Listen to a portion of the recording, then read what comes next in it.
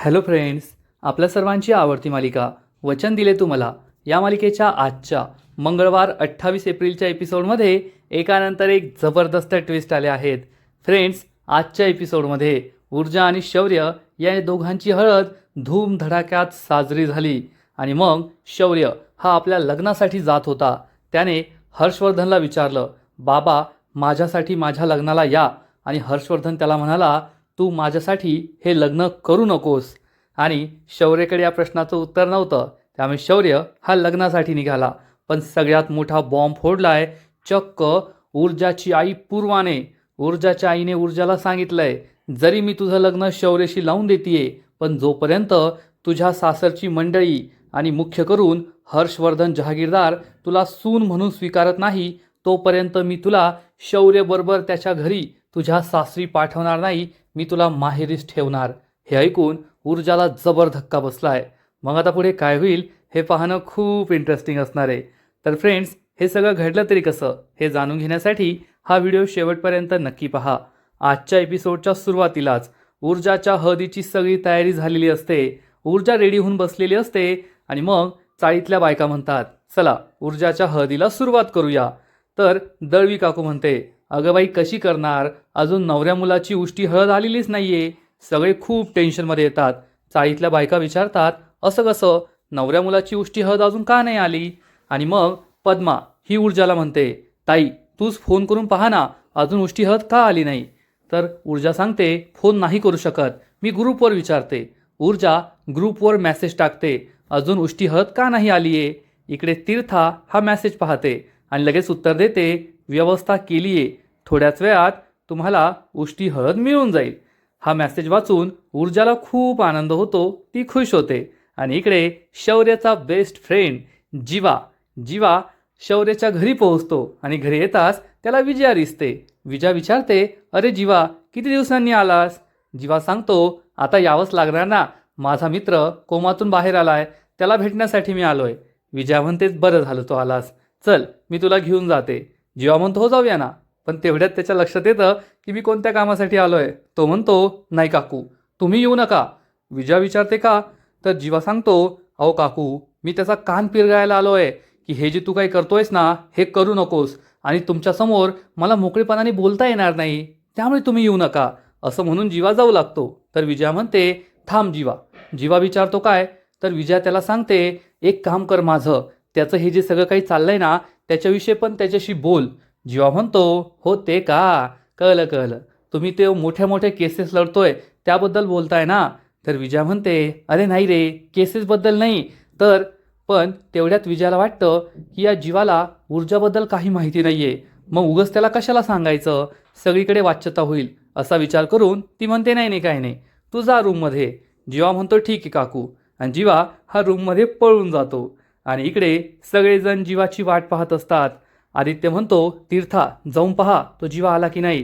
तीर्था दरवाजा उघडते आणि त्याच वेळेस जीवा आतमध्ये येतो आणि म्हणतो, ए भाई आलो ना मी. जीवाला पाहून सगळे खूप खुश असतात आणि आदित्य चक्क त्यालाच हळद लावू लागतो. तर जीवा म्हणतो, अरे तू काय करतोयस, मला बाहेर जायचंय आणि मला हळद लावल्यावर सगळ्यांना कळेल ना मी येथे हळदीसाठी आलोय. आदित्य म्हणतो, हो हो हो. जीवा शौर्यला म्हणतो, काय यार लग्न करतोयस, हळद आहे आणि डायरेक्ट हळदीला मला बोलून घेतलं. मी घराबाहेर होतो म्हणून वेळेत आलो, नाहीतर मला आणखी उशीर झाला असता. शौर्य म्हणतो, अरे तुला ऑलरेडी उशीर झालाय, चल लवकर, तुला ऊर्जाच्या घरी उष्टी हळद पोचवायची आहे. जीवा म्हणतो, पण त्याच्यावर एक काम करायचंय ना, असं म्हणून तो सुद्धा शौर्यला हळद लावतो. सगळे खूप खुश होतात, आनंदी होतात. आणि मग जीवा हा शौर्याची चांगलीच खेचतो आणि म्हणतो, वा रे वा, खरंच मला खूप आनंद होतोय. त्या दिवशी मी आणि नंदिनीने तुला समजावून सांगितलं आणि तू डायरेक्ट लग्नापर्यंत पोहोचला. वा भावा वा, चांगली प्रगती आहे. शौर्य खुश होतो. तर जीवा म्हणतो, पण तुझी एक गोष्ट मला पटली नाहीये. शौर्य विचारतो, कोणती. तर जीवा त्याला सांगतो, अरे बाबा आत्ताच गोळी खाल्ली, कोमातून बाहेर आला आणि पुन्हा आत्महत्या कशाला करतोय. सगळे हसू लागतात. शौर्य विचारतो, कोणती आत्महत्या. जीवा म्हणतो, अरे लग्न कशाला करतोय. तर शौर्य म्हणतो, वा रे वा, स्वतः दोनदा लग्न करून बसला आणि आता मला सांगतोय का की लग्न कशाला करतोय. जीवा म्हणतो, ठीक आहे तुझी इच्छा, पण आता एकदम सायलेंटली लग्न करतोय, पण यानंतर धूमधडाक्यात लग्न करायचं बरं का. शौर्य म्हणतो, ठीक आहे. आणि तू सुद्धा आज संध्याकाळी लग्नाला यायचंय. जीवा त्याला सांगतो, जमलं तर नक्की येईल. तुला माहिती आहे, जमलं तर मी सोडत नाही. आमच्या घरी काय काय चाललंय त्यामुळे जमेल असं मला वाटत नाही. आणि मग त्यानंतर तीर्था त्याला उष्टी हळद आणून देते आणि शौर्य म्हणतो, आत्ताच्या आत्ता जायचं, ऊर्जाच्या घरी ही उष्टी हळद पोचवायची. आणि मग जीवा उष्ट्या हळदीचा हा डबा घेऊन रूमच्या बाहेर पडतो. तो जिन्यावरून खाली उतरत असतो आणि हा डबा तो त्याच्या पॉकेटमध्ये ठेवणार इतक्यात त्याच्यासमोर हर्षवर्धन येऊन उभा राहतो. हर्षवर्धनला पाहून जीवा चांगलाच दचकतो. हर्षवर्धन विचारतो, जीवा निघालास तू? मी तर तुलाच भेटायला येणार होतो शौर्याच्या रूममध्ये. जीवा म्हणतो, बरं झालं एकदम वेळेवर बाहेर पडलो मी, नाहीतर हे रूममध्ये आलं असतं तर माझं काय झालं असतं. हर्षवर्धन विचारतो, काय बोललास? जीवा म्हणतो, नाही नाही काही नाही काका, मी ना चाललोय. तर हर्षवर्धन त्याला विचारतो, थांब, तू इतक्या दिवसानंतर येथे आला, तू तर शौर्याचा जीवश्च कंठस्थ मित्र, तरीसुद्धा इतके दिवस तुला भेटायला वेळ नाही मिळाला. तर जीवा सांगतो, कसं आहे ना काका, माझं लग्न झाल्यापासून ना काही ना काहीतरी मागं लागलंय, त्यामुळे हे मित्र वगैरे सगळंच मागं सुटलंय. आणि मला शौर्यबद्दल कळालं ना, मी लगेच धावत पळत आलो आणि त्याच्याशी बोललो, त्याला समजावून सांगितलं. हर्षवर्धन विचारतो, काय बोलणं झालं मित्रांमध्ये? तर जीवा सांगतो, तेच मी त्याचा कान पिरगळला आणि त्याला सांगितलं की असं गोळी वगैरे खाणं, असा धोका पत्करणं चांगलं नाही आहे, असं काही करू नको, चला आता मला जायचं आहे, असं म्हणून जीवा जाऊ लागतो. हर्षवर्धन त्याला पुन्हा थांबवतो. थांब. जीवाला खूप टेन्शन येतं. हर्षवर्धन विचारतो, तुझ्या हातामध्ये हे काय? जीवा सांगतो, आता हातामध्ये, आणि तो खूप विचार करतो. हर्षवर्धन विचारतो, अरे या डब्यात काय आहे? जीवा सांगतो, हा डिंकाचे लाडू. माझी आई म्हणाली की तो पेशंटला भेटायला जातोय, डिंकाचे लाडू घेऊन जा, डिंकाचे लाडू खाल्ले की लवकर माणूस बरा होतो, म्हणून मी हे डिंकाचे लाडू घेऊन आलो होतो. आणि जीवा पुन्हा जाऊ लागतो. हर्षवर्धन त्याला परत थांबवतो आणि म्हणतो, थांब, डिंकाचे लाडू आणले ना तू, मग डिंकाच्या लाडवामध्ये कोणी हळद टाकतं का? त्यावर हळद कशी लागली आहे? जीवाला जबर धक्काच बसतो. जीवाला काय बोलावं ते समजतच नाही. जीवा म्हणतो, हळद हळद कशी लागली? जीवा दिव्याला पाहतो आणि म्हणतो, बायका. हर्षवर्धन विचारतो, बायका? बायकाचं काय? तर जीवा त्याला सांगतो, बायका म्हणजे माझी आई. हो, तुम्हाला माहिती आहे ना बायकांचं कसं असतं. मी घराबाहेर पडलो आणि तेवढ्यात आईने हाक मारली, मला सरळ किचनमध्ये घेऊन गेली. तर किचनमध्ये डिंकाचे लाडू, आंब्याची डाळ आणि कैरीचं पन्ह सगळं बनवलेलं होतं. मला म्हणाली, तू घेऊन जा शौर्यासाठी डिंकाचे लाडू. मी डिंकाचे लाडू भरले, पण मला काही राहवलं गेलं नाही. आणि मग मी आंब्याची डाळ खाल्ली आणि त्याचा डाग याला राहून गेलाय, म्हणून या डब्यावर तुम्हाला हळदीचा डाग दिसतोय. हर्षवर्धनला हे काही पटत नाही. हर्षवर्धन विचारतो, खरंच का? कारण मानिनीने जर आंब्याची डाळ बनवली असेल आणि आमच्यासाठी नाही पाठवली, असं होऊच शकत नाही. जीवा म्हणतो, काका मी आईला जाऊन नक्की सांगेल की हर्षवर्धन काका खूप चिडलेत, त्यांना आंब्याची डाळ खायची आहे आणि मी स्वतः घेऊन येईल, तुम्ही टेन्शन घेऊ नका. जीवा जाऊ लागतो. तर आता दिव्या त्याला थांबवते. जीवा विचारतो, आता काय आहे? तर दिव्या म्हणते, तूच म्हणालास ना तू शौर्यासाठी लाडू घेऊन आलाय, मग हा डबा का परत घेऊन जातोय? डबा देऊन जा, दे माझ्याकडे डबा. पण जीवा काही तिच्याकडे डबा देत नाही आणि म्हणतो, नाही देऊ शकत, कारण मी शौर्याला लाडू दिले, त्याने ते खाल्ले सुद्धा, आणि माझ्या आईने मला शाळेसारखं सांगितलंय, जीवा डबा घेऊन गेलायस ना तर डबा परत घेऊन यायचा, कारण ती विजया म्हणजे तुमची बायको. हर्षवर्धन म्हणतो, हो, म्हणजे आई असं म्हणाली की विजया असे 8-10 पदार्थ करेल आणि ते आपल्याकडे पाठवेल, म्हणून मी डबा परत घेऊन जातोय. तेवढ्यात विजया तेथे येते. जीवा म्हणतो, आता पटलं ना, आता मी जातोय. हर्षवर्धन त्याला पुन्हा थांबवतो आणि म्हणतो, तुला काय वाटतं, हे पटलंय मला, आंब्याची डाळ वगैरे? जीवा चांगलाच घाबरतो आणि हर्षवर्धन म्हणतो, म्हणजे मला असं म्हणायचं आहे की तुझ्या आईने मानिनीने आंब्याची डाळ केली आणि मला पाठवली नाही, असं होऊच शकत नाही. सांग तुझ्या आईला, मला सुद्धा आंब्याची डाळ खायची आहे. जीवा हसू लागतो आणि म्हणतो, ठीक आहे काका, नक्की सांगेल. आणि जीवा तेथून काढता पाय घेतो. दिव्याला मात्र शंका येते की हा जीवा जर का शौर्याचा इतका जवळचा मित्र आहे, मग त्याने लग्नाबद्दल जीवाला कसं काही सांगितलं नाही. पण दिव्याला सुद्धा काहीच माहीत नसतं, तिचा चांगलाच पोपट होतो. आणि इकडे ऊर्जाच्या घरी सगळेजण खूप टेन्शनमध्ये असतात की उष्टी हळद कधी येणार. आणि तेवढ्यात चायचुई खारीखुरी जीवाला घेऊन तेथे पोहोचतो आणि म्हणतो, शौर्य साहेबांचे मित्र आहे ते, उष्टी हळद घेऊन आले. जीवा हा लगेच ऊर्जाजवळ बसतो आणि म्हणतो, अगं मी शौर्याचा यार यार, आम्ही एकाच कॉलेजमध्ये होतो आणि मी तुझ्यासाठी त्याची उष्टी हळद घेऊन आलोय. ऊर्जा खूप खुश होते. मग सगळेच जण खुश असतात आणि जीवा हा ऊर्जाला म्हणतो, ते तुमचं चाय खारीचं आहे ना, मला त्याने सगळं सिक्रेट सांगितलंय. दळवी काकू विचारते, ऊर्जा चहा खारीचं काय? तर जीवा सांगतो, अहो काकू, त्यांचं सिक्रेट येते, नवरा बायकोचं सिक्रेट. आणि सगळे हसू लागतात. आणि मग त्यानंतर ऊर्जाच्या हळदीला सुरुवात होते. सगळ्यात आधी ही उष्टी हळद मिक्स केली जाते आणि मग पूर्वा ऊर्जाला हळद लावते. बॅकग्राऊंडमध्ये मस्त हळदीचं गाणं सुरू असतं आणि त्यानंतर पुढचा नंबर लागतो पद्माचा. पद्मा ऊर्जाला हळद लावते. ऊर्जाच्या चेहऱ्यावर आनंद ओसंडून वाहत असतो. ती खूप खुश असते आणि मग त्यानंतर चक्क डान्स सुरू होतो. ऊर्जा स्वतःच्या हळदीमध्ये एकदम धमाकेदार डान्स करते. त्यानंतर ती पूर्वाबरोबर फुगडी खेळते. जीवासुद्धा तेथेच असतो आणि मग हे तिघेही डान्स करतात, खूप एन्जॉय करतात. आणि डान्स झाल्यानंतर पूर्वा आणि ऊर्जा एकमेकींना घट्ट मिठी मारतात. ऊर्जाची हळद एकदम धूमधडाक्यात साजरी झालेली असते. शौर्याची हळद ही खूपच सायलेंट असते. त्या मानाने ऊर्जाची हळद पाहायला खूप मजा येते. आणि मग हळद झाल्यानंतर ऊर्जा ही स्वतःचा चेहरा आरशात पाहते आणि विचार करते, शौर्य, माझा विश्वासच बसत नाहीये की आज आपली हळद आहे, आपण लवकरच लग्न करणार आहोत. आणि इकडे शौर्यसुद्धा हाच विचार करतो, स्वतःला आरशात पाहतो आणि म्हणतो, ऊर्जा, माझा विश्वासच बसत नाहीये की आज रात्री आपलं लग्न होणार आहे. हे दोघे चांगलेच खुश असतात. आणि मग थोड्या वेळानंतर सगळेजण शौर्याला कपडे देतात आणि तयार व्हायला सांगतात. आणि शौर्याच्या गावाला हळद लागली असते, तीर्था ती पुसण्याचा प्रयत्न करते. तर शौर्य म्हणतो, ए थांब, तू केवढी, मी केवढा, लहान कुठली? तीर्था म्हणते, तोंड नीट देऊ नये, मला बोलतोय. आणि ती तोंड वाकडं करते. शौर्य हा अंघोळ करण्यासाठी आणि कपडे चेंज करण्यासाठी आतमध्ये जातो. आणि तीर्था म्हणते, ए दादा, मला आहे ना शौर्य दादाच्या लग्नाला यायचं आहे, पण कसं यायचं ते कळतच नाही आहे. आदित्यसुद्धा म्हणतो, मलासुद्धा जायचं आहे शौर्याच्या लग्नाला, पण कोणतंही कारण काढून बाहेर गेलं ना तर बाबांना लगेच कळेल आणि मग त्यानंतर काय होईल हे आपल्या सगळ्यांना माहिती आहे, म्हणून नाही जाऊ शकत. आजीला सगळे विनंती करतात, आजी आता तूच काहीतरी मार्ग काढ आणि आम्हाला शौर्य दादाच्या लग्नाला येऊ दे.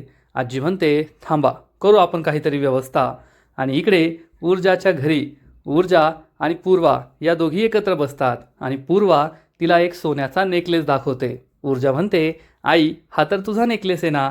तर पूर्वा तिला सांगते, हो, आजपर्यंत हा माझा नेकलेस होता, पण आता हा तुझा नेकलेस आहे.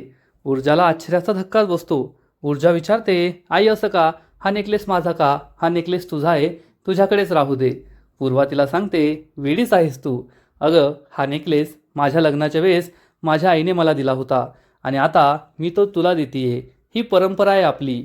आणि आता तू लग्न करून जातेस, आज तुझं लग्न आहे, मग तुझ्या गळ्यात माहेरचा एखादा दागिना नसावा का? पूर्वा खूप इमोशनल होते आणि ऊर्जाला या दागिन्याची गोष्ट सांगते. ती ऊर्जाला सांगते, आमची परिस्थितीसुद्धा बेताचीच होती. माझं आणि तुझ्या बाबांचं लग्न ठरलं तेव्हा माझ्या आईची अशी इच्छा होती की माहेरचा एक दागिना माझ्या अंगावर असावा आणि तिने खूप दिवस पैसे जमा करून माझ्यासाठी हा सोन्याचा हार बनवला होता. पण यावर घालण्यासाठी मॅचिंग इयरिंग्स नव्हते आणि माझ्या आईकडे एवढे पैसेही नव्हते की ते हे इयरिंग्स बनवेल आणि मला देईल. त्यामुळे हा सेट पूर्णच नव्हता. माझी आई खूप दुःखी होती, त्यामुळे मलाही वाईट वाटलं. आणि माझं हे दुःख तुझ्या बाबांपासून लपून राहिलं नाही. आमच्या लग्नाच्या आदल्या दिवशी तुझ्या बाबांनी मला हे इयरिंग्स बनवून आणून दिले होते आणि खरंच या हाराबरोबर, या नेकलेसबरोबर माझ्या आणि तुझ्या बाबांच्या खूप आठवणी जोडल्या गेल्या आहेत. आयुष्यात मला खूप अडचणी आल्या, पैशांची अडचण आली, पण हा हार मी कधीच विकला नाही किंवा गहाण ठेवला नाही. असं म्हणून पूर्वा ऊर्जाच्या हातात हा नेकलेस देते आणि म्हणते, या नेकलेसला तू सुद्धा जीवापेक्षा जास्त जप. या नेकलेसबरोबर माझ्या खूप साऱ्या आठवणी आहेत, भावना गुंतलेल्या आहेत. असं म्हणताना पूर्वाच्या डोळ्यात पाणी येतं. ऊर्जासुद्धा खूप इमोशनल होते. फ्रेंड्स, खरंच हा सीन खूप इमोशनल आहे. लग्न करताना कोणत्याही मुलीला आनंद होत असतो, परंतु लग्न काही तासांवर आल्यानंतर त्या मुलीला जाणीव होते की आता आपल्याला आपल्या आईवडिलांचं घर सोडून त्यांच्यापासून दूर जायचं आहे. आणि तेव्हा एका मुलीच्या मनाची खूपच घालमेल होत असते. ऊर्जाच्या डोळ्यात हे स्पष्ट दिसतं. आपली मुलगी आता सासरी जाणार हा विचार करून पूर्वासुद्धा खूप दुःखी झालेली असते. आणि मग ऊर्जा ही ढसाढसा रडू लागते, पूर्वाला मिठी मारते आणि म्हणते, आई मला लग्न नाही करायचं आहे, मला तुला सोडून दूर नाही जायचं आहे. पूर्वा तिला शांत करते आणि म्हणते, ऊर्जा प्रत्येक मुलीची लग्नाआधी हीच अवस्था असते. आयुष्याचा जोडीदार मिळाला आहे, नवीन घरी जायचं याचा आनंद तर असतोच, पण आपल्या आईवडिलांना आपल्या घराला सोडून जायचं याचं दुःखसुद्धा असतं. पण हे कोणत्याच मुलीला चुकलेलं नाही आहे आणि या मायलेकी एकमेकींचे अश्रू पुसतात. त्यानंतर ऊर्जा ही म्हणते, आई तू थांब, मी सुद्धा तुझ्यासाठी काहीतरी आणलं आहे. आणि ऊर्जा ही कपाटाजवळ जाते, कपाटातून एक पिशवी काढते आणि पूर्वाकडे देते. पूर्वा या पिशवीत पाहते तर एक अतिशय सुंदर साडी यामध्ये असते. पूर्वाला आश्चर्य वाटतं. पूर्वा विचारते, माझ्यासाठी तू ही साडी आणली आहे? ऊर्जा सांगते, हो आई, तुझ्यासाठी. कारण जेव्हापासून माझं शिक्षण पूर्ण झालं आहे ना, तेव्हापासून माझ्या मनात ही इच्छा होती की तुझ्यासाठी काहीतरी करावं, तुझ्यासाठी काहीतरी आणावं. खूप वेळेस प्रयत्न केले, पण मी तरी कशी आणणार, कारण माझ्याकडे पैसेच राहत नव्हते. म्हणून मी तुझ्यासाठी काहीच आणू शकले नाही. आई, जेव्हापासून मला कळतंय ना, तेव्हापासून मी पाहिलंय की तू आम्हा दोघी बहिणींसाठी किती कष्ट केले, रात्रंदिवस कष्ट केले आहेत तू, आणि आम्हाला मोठं केलंस, आम्हाला शिकवलंस, आम्हाला कधीच कोणत्या गोष्टीसाठी नाही म्हणाली नाही, कोणत्या गोष्टीची कमी पडू दिली नाही. त्यामुळे माझ्या मनात ही नेहमी इच्छा होती की आईसाठी काहीतरी करावं, आईसाठी काहीतरी घ्यावं. आता माझं लग्न होतंय ना, म्हणून मी तुझ्यासाठी ही साडी आणली आहे. आज माझ्या लग्नात तू हीच साडी नेस. हे सगळं पाहून पूर्वासुद्धा इमोशनल होते की खरंच आपली मुलगीसुद्धा आपला किती विचार करते. आणि आजचा एपिसोड येथेच संपतो. फ्रेंड्स, वचन दिले तुम्हाला या मालिकेचा आजचा एपिसोड खरंच खूप भारी होता, खूप इंटरेस्टिंग होता. जीवाला जेव्हा हर्षवर्धनने पकडलं होतं तेव्हा जीवाची चांगलीच तंतरली होती. हर्षवर्धन त्याला एकानंतर एक प्रश्न विचारत होता आणि प्रत्येक प्रश्नाचं उत्तर देताना जीवाची तारेवरची कसरत होत होती. पण शेवटी जीवाने कशीबशी हर्षवर्धनच्या तावडीतून सुटका मिळवली आणि शौर्याची उष्टी हळद ऊर्जापर्यंत पोहोचवली. आणि ऊर्जाच्या घरी हळदीचा खरंच माहोल बनला होता. संपूर्ण चाळीने ऊर्जाचं लग्न, ऊर्जाची हळद चांगलीच एन्जॉय केली. ऊर्जा, त्यानंतर पूर्वा, जीवा या सगळ्यांचा डान्स पाहूनसुद्धा खूप मजा आली, यात शंका नाही. आणि मग आता लग्नघटिका खूप जवळ आली आहे, त्यामुळे पूर्वा आणि ऊर्जासुद्धा इमोशनल झाल्या आहेत. या मायलेकीचा इमोशनल सीन पाहताना तुमच्याही डोळ्यात पाणी आलं असेल, यात शंका नाही. तर फ्रेंड्स, वचन दिले तुम्हाला या मालिकेचा आजचा एपिसोड तर खूप भारी होता, पण पुढील एपिसोड आणखीन भारी असणारे, आणखीन मोठा ट्विस्ट या मालिकेत येणारे. मग नेमकं घडणार तरी काय, तर पुढील एपिसोडमध्ये आपण पाहू.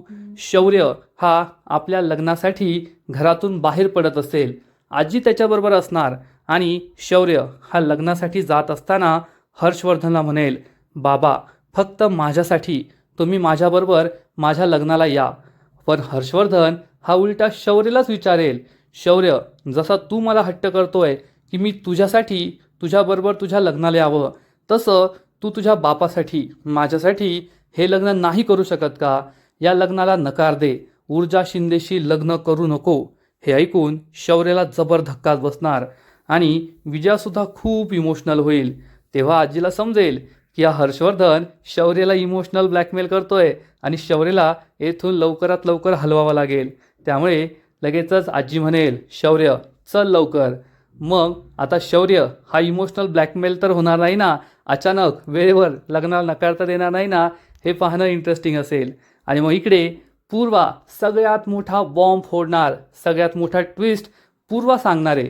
पूर्वा ही चक्क ऊर्जाला म्हणेल, ऊर्जा आज संध्याकाळी मी तुझं आणि शौर्याचं लग्न लावून देतीये, परंतु जोपर्यंत तुझ्या सासरची मंडळी आणि मुख्यत्वे हर्षवर्धन जहागीरदार तुझा स्वीकार करत नाही, तुला त्या घरची सून म्हणून स्वीकारत नाही, तोपर्यंत मी तुला तुझ्या सासरी पाठवणार नाहीये.